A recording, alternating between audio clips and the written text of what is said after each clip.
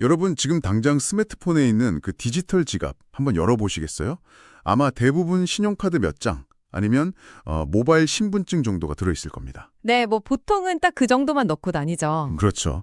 그런데 만약에요, 그 지갑 안에 강남 테헤란로에 있는 아주 거대한 랜드마크 빌딩 지분 0.01%나 어제 차에서 들었던 유행가의 저작권 일부, 심지어 최고급 횡성 한우 10마리에 대한 소유권이 나란히 들어있다면 어떨까요? 와, 진짜 내 지갑 안에 빌딩이랑 한우가 같이 있다. 이거 상상만 해도 좀 짜릿한 일인데요. 네. 근데 이게 단순한 상상이 아니라 당장 내년 1월부터 열리게 될 대한민국 자본시장의 실제 모습이라는 거죠.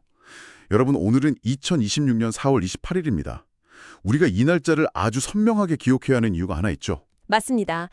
지난 2026년 1월 15일에 국회 본회의를 통과한 STO 법안, 그러니까 토큰 증권 관련 자본시장법이랑 전자증권법 개정안이 1년의 유예 기간을 거쳐서 바로 2027년 1월에 본격 시행을 앞두고 있기 때문입니다. 네, 그러니까 지금 우리는 거대한 금융혁명의 한가운데 이른바 골든타임의 2분기를 딱 지나고 있는 겁니다.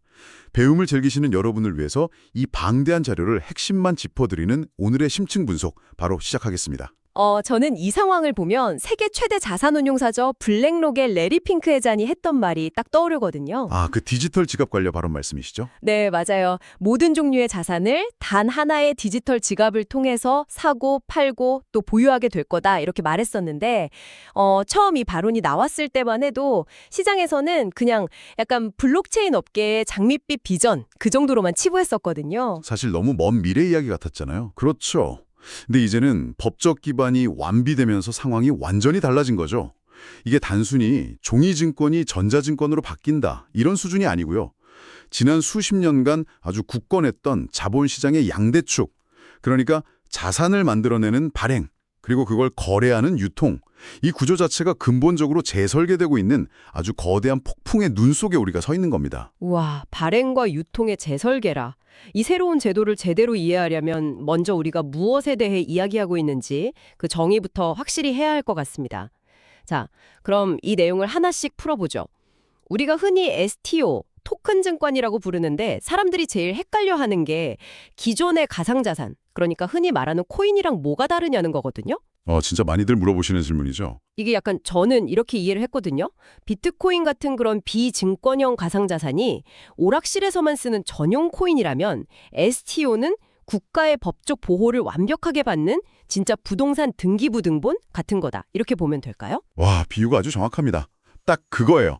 이 둘은 교집합이 있는 게 아니라 완벽하게 상호 배타적 관계, 그러니까 뮤추얼리 익스클루시브한 관계거든요. 상호 배타적이라는 건 둘 중 하나만 무조건 선택해야 된다는 뜻이네요. 그렇죠. 어떤 디지털 자산이 자본시장법상 증권으로 판명되는 순간 그 자산은 가상자산법 적용 대상에서 완전히 배제됩니다. 그러니까 한쪽 발은 규제가 좀 느슨한 코인 시장에 두고 다른 한쪽 발은 제도권 금융에 걸치는 그런 회색지대 비즈니스는 이제 더 이상 불가능해졌다는 뜻이죠. 아, 확실히 선을 그었네요. 그러면 여러분이 투자하려는 그 토큰이 증권이냐 아니냐 이걸 가르는 기준이 결국 모든 비즈니스의 생사를 결정짓겠어요. 네, 맞습니다. 미국에서 유래한 하위 테스트라는 게 그 판단의 핵심 기준인데요. 여기서 제일 눈여겨봐야 할 조건이 바로 타인의 노력에 의존해서 수익을 기대하는가 이 부분입니다. 타인의 노력. 그러니까 내 돈이 들어갔는데 누군가가 열심히 일해서 그 수익이 창출되는 구조면 무조건 증권이다. 이런 건가요? 맞아요. 왜냐하면 그 조건이 성립하는 순간 돈을 낸 투자자랑 사업을 운영하는 발행자 사이에 필연적으로 정보의 비대칭성이 생기거든요. 아, 정부의 불균형이요? 네, 예를 들어서 비트코인 살 때는 그냥 시장 수요 공급이나 거시경제 흐름 보고 투자하잖아요. 누군가 비트코인 가격을 올리려고 열심히 사업을 하진 않으니까요. 그렇죠. 그냥 시장 논리에 맡기는 거니까요. 근데 아까 말씀하신 한우 조각 투자 토큰을 산다고 한번 가정해 보세요. 투자자가 직접 소한테 여물을 주고 키우는 게 아니잖아요. 네, 절대 아니죠. 저는 그냥 토큰만 샀을 뿐이죠. 그렇죠. 전문 농가가 소를 얼마나 건강하게 키우는지, 사료는 좋은 걸 쓰는지, 질병 관리는 어떻게 하는지 이런 노력에 따라서 내 토큰의 가치가 결정되는데 투자자는 그 농가의 내부 사정을 알 길이 전혀 없거든요. 아, 듣고 보니까 그러네요. 만약에 그 농가가 몰래 엄청 싼 나쁜 사료를 쓰거나 아니면 장부를 교묘하게 조작해버리면 저 같은 투자자는 그냥 속수무책으로 당할 수밖에 없는 구조잖아요. 바로 그겁니다. 그래서 금융이나 금감원 같은 국가기관이 딱 나서서 너희들 투자금 받을 거면 무조건 증권신고서 제출하고 사업 계획부터 리스크까지 투자자한테 낱낱이 공시해라. 이렇게 강력하게 강제하는 거죠. 와, 그러니까 여러분이 투자하려는 디지털 자산이 결국 누군가의 노력으로 수익이 창출되는 구조라면 그것은 이제 아주 엄격한 법의 테두리 안으로 들어온다는 뜻이네요. 네, 이게 비증권형 코인들이 그냥 금융정보분석원 관할 아래에서 자금 세탁 방지 정도, 아주 약한 규제만 받던 거랑은 차원이 다릅니다. 토큰 증권은 삼성전자 주식 발행할 때랑 똑같은 자본시장법의 통제를 받거든요. 그럼 만약에 미공개 정보를 이용하거나 시세를 조종하면요? 당연히 자본시장법에 따라서 엄청 무거운 형사처벌을 받죠. 그러니까 모호함의 시대가 완전히 끝나고 국가의 강력한 규제라는 튼튼한 울타리가 세워진 겁니다. 아, 규제가 곧 시장의 안전망이 된 셈이네요.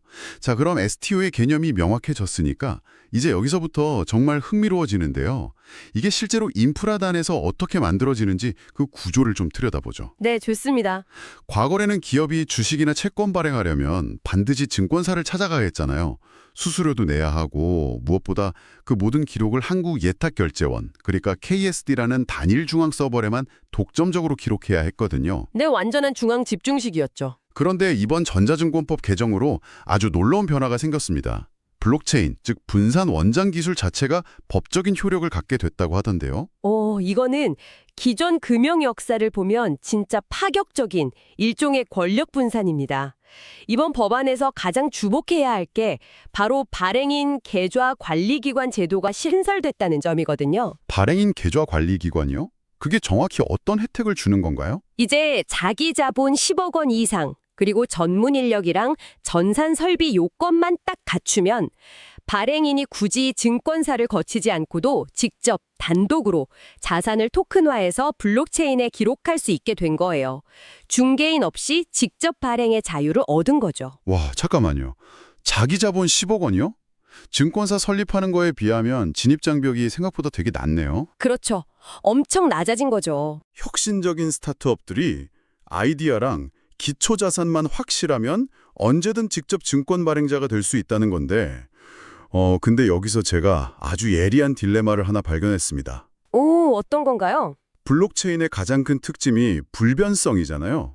한 번 기록된 데이터는 물리적으로 위조나 삭제가 절대 불가능하다는 거. 네, 맞아요. 그게 신뢰의 핵심이죠. 그런데 우리 신용정보법이나 개인정보보호법을 보면 고객이 서비스 탈퇴하거나 목적 달성하면 그 데이터를 반드시 파괴해야 하는 엄청 엄격한 의무가 있거든요. 지울 수 없는 블록체인에 투자자 정보 올려버리면 나중에 고객이 지워달라고 할 때 기술적으로 지울 방법이 없지 않나요? 이 충돌 어떻게 해결했나요? 야, 아주 정확하게 짚으셨습니다. 바로 그 지점이 법안 설계할 때 가장 치열했던 논쟁점 중 하나였거든요. 법을 억지로 기술에 맞추면 블록체인 본질이 망가지고 기술만 고집하면 개인정보 보호가 무너지니까요. 그러니까요. 이거 완전 창과 방패의 싸움 같은데요? 네, 그래서 입법부랑 당국이 아주 스마트한 타협점을 찾았습니다. 법안에 파기의무 특례를 신설해서 완화해 준 거죠. 아, 파기의무 특례요. 물리적 삭제가 불가능하다는 걸 법이 인정을 해준 거네요. 맞습니다. 블록체인상 데이터를 물리적으로 완벽히 지우진 못하더라도 복호화가 아예 불가능하게 암호화 키를 폐기해버리거나 특정 개인을 못 알아보게 비식별화 조치를 딱 취하면 이거 법적으로 파기한 거랑 똑같은 효력으로 인정해주자, 이렇게 우회로를 만든 겁니다. 야, 법이 기술의 발목을 잡는 게 아니라 아주 유연하게 껴안았네요. 근데 발행의 자유가 생기면 그만큼 부작용 위험도 커지지 않나요? 어떤 부작용 말씀이시죠? 너도나도 각자 블록체인에서 증권 토큰 찍어내다가 실제 존재하는 자산 가치보다 토큰을 더 많이 발행해버리는 그런 초과 발행 문제요. 이거 폰지 사기처럼 될 수도 있잖아요. 아, 맞아요. 바로 그 리스크 때문에 예탁결제원, KSD가 완전히 사라질 수는 없는 겁니다. 권한은 분산시켜주되 초과 발행을 막기 위해서 KSD가 증권 총량 관리라는 감시자 역할을 계속 유지하도록 설계했어요. 완전히 풀어준 건 아니군요. 총량을 계속 감시하는 거네요. 그렇죠. 블록체인에 돌아다니는 토큰 총합이랑 실제 KSD에 등록된 기초자산 총량이 정확히 1대1로 일치하는지 계속 대조하는 겁니다. 룰을 벗어나면 바로 브레이크를 거는 거죠. 그렇군요. 자, 그럼 발행의 자유는 어느 정도 정리가 됐고요. 여러분, 누구나 자산을 발행할 수 있게 됐다면 이제 당연히 이런 의문이 드실 겁니다. 그럼 그 토큰 도대체 어디서 사고 팔지? 그렇죠. 팔 수 없는 자산은 그냥 디지털 쪼가리에 불과하니까요. 네, 그래서 유통 이야기로 자연스럽게 넘어가 보겠습니다. 이걸 더 큰 그림과 연결해보면 이번 자본시장법 개정으로 장외거래 중개업이라는 새로운 장터가 열린 거잖아요. 맞습니다. 빌딩이나 한우, 음원 저작권 같은 비정형 자산들이 투자계약증권이나 비금전 신탁 수익증권이라는 아주 복잡하지만 명확한 법적 구조를 갖추게 되면서 합법적으로 유통될 수 있는 길이 열린 겁니다. 청취자분들이 확 체감하실 수 있게 자금 조달 규모를 좀 짚어볼까요? 기존에는 샌드박스 통해서 할 때 한도가 10억 원 정도라서 되게 작았잖아요. 네, 서울 외곽의 낡은 상가 하나 토큰화하기도 진짜 벅찬 금액이었죠. 근데 이제는 규제 완화 혜택으로 기본 한도가 30억 원으로 늘어났고 특히 투자자 보호장치 제대로 갖추면 소액 공모 투자 제도를 통해서 최대 100억 원까지 자본을 모을 수 있다면서요? 네, 맞습니다. 100억 원이면 우량한 상업용 두동산이나 수십억 하는 앤디 워홀의 원화 같은 고액 자산들도 무리 없이 토큰화해서 유통시장에 쫙 울릴 수 있는 엄청난 규모죠. 판이 진짜 커졌네요. 근데 이 거대한 시장이 열리면 이거 절대 어느 한 기업이 독자적으로 다 해먹을 수는 없는 구조겠어요? 아유, 절대 불가능합니다. 철저하게 역할 분담형 협력 생태계, 즉 하이브리드 시너지가 필수적이죠. 혼자서는 생존할 수 없는 구조예요. 구체적으로 어떤 플레이어들이 어떻게 협력하는 건가요? 일단 시장 최전선에서는 기민한 핀테크나 조각 투자사들이 매력적인 기초 자산을 막 소싱해 오고 수익 배분 로직을 스마트 컨트랙트로 짭니다. 근데 얘네들은 대규모 고객망이나 강력한 리스크 관리 시스템이 없잖아요. 그렇죠. 스타트업이니까 한계가 있죠. 그 빈자리를 대형 증권사들이 채워주는 겁니다. 장외거래 중개업자로 나서서 본인들의 HTS, MTS 앱을 통해 투자자들한테 거래 채널을 딱 제공하는 거죠. 근데 제가 투자자라면 그래도 약간 불안할 것 같아요. 핀테크나 증권사 서버가 다운되거나 파산하면 내 소유권이랑 내 돈은 누가 보장해주냐 이거죠. 그래서 가장 보수적인 신뢰의 상징이죠. 은행과 신탁사가 반드시 밸류체인에 들어가야 합니다. 아, 은행이요? 네, 실물 자산은 신탁사가 아주 안전하게 수탁해서 보관하고 투자자들의 현금은 은행의 실명 확인 계좌랑 에스크로 시스템에 꽁꽁 묶어두는 겁니다. 그러니까 시스템이 총괄하는 KSD 감시 아래 이 4개의 기둥이 완벽한 하이브리드 파트너십을 이루는 거죠. 와, 발행, 유통, 수탁, 감시까지. 톱니바퀴처럼 완벽하게 맞물려 돌아가네요. 이렇게 들으면 모든 게 완벽해 보이고 내년부터 유동성이 폭발하겠구나 싶는데 사실 현실의 비즈니스 세계에는 항상 함정이 있잖아요. 굉장히 예리하시네요. 맞습니다. 치명적인 함정이 하나 있죠. 그 발행과 유통의 자유가 가져온 전혀 예상치 못한 부작용, 그 도대체 무슨 의미인지 한번 파헤쳐보죠. 지금 각 증권사, 핀테크, 은행들이 각자 도생으로 막 엄청난 돈을 들여서 자신들만의 프라이빗 체인, 그러니까 독자 메인넷을 구축하고 있다면서요? 네, 업계에서는 이걸 파편화의 역설, 영어로는 사일로 이펙트라고 부릅니다. 다들 다가올 시장을 독식하겠다고 성벽을 막 높게 쌓고 있는 거예요. A증권사가 메인넷 만들면 B은행 컨소시엄은 또 자기들만의 체인을 따로 만드는 시기죠. 아니 그렇게 되면 마치 성벽으로 둘러싸인 갈라파고스 섬들이 수십 개 생기는 거랑 똑같잖아요. 자산 이동이 아예 불가능해지는 거 아닌가요? 유동성 동맥경화에 빠질 텐데요. 갈라파고스 섬 비유가 너무 찰떡입니다. 전적으로 동의하고요. 이 식전에서 아주 중요한 질문이 하나 딱 떠오르는데요. 아까 KSD가 총량 관리를 해야 한다고 말씀드렸잖아요. 네, 브레이크 역할을 해야 하니까요. 그런데 만약 시중에 이런 개별 사일로 체인이 50개가 난립해 있다면 KSD가 그 50개 체인에 각각 노드로 다 참여해서 데이터를 일일이 대조할 수 있을까요? 기술적 한계가 엄청날 것 같은데요. 그 중복 투자에다가 데이터 대조하는데 시간도 엄청 오래 걸리겠어요. 맞습니다. 블록체인 도입해서 혁신하려다가 오히려 전통금융 결제보다 느려지는 아주 코미디 같은 상황이 벌어지는 거죠. 와, 진짜 모순이네요. 그럼 이 유동성 동맥경화를 해결할 방법은 뭔가요? 해답은 딱 하나입니다. 상호 운영성, 즉 인터오퍼러빌리티를 확보하는 거죠. 2027년 STO 대전의 승패는 누가 독자적인 멋진 체인을 구축하느냐가 아닙니다. 얼마나 많은 유동성 풀과 아주 유연하게 연결될 수 있는가, 이게 핵심이에요. 정확합니다. 글로벌 유동성까지 연결할 수 있는 기술적 표준과 상호 운용성이 지금 이 생태계의 절대적인 생존 조건입니다. 네. 자, 그럼 다시 오늘 2026년 4월 28일 시점으로 한번 돌아와 보겠습니다. 현재 로드맵은 잘 굴러가고 있나요? 네, 아주 숨가쁘게 돌아가고 있습니다.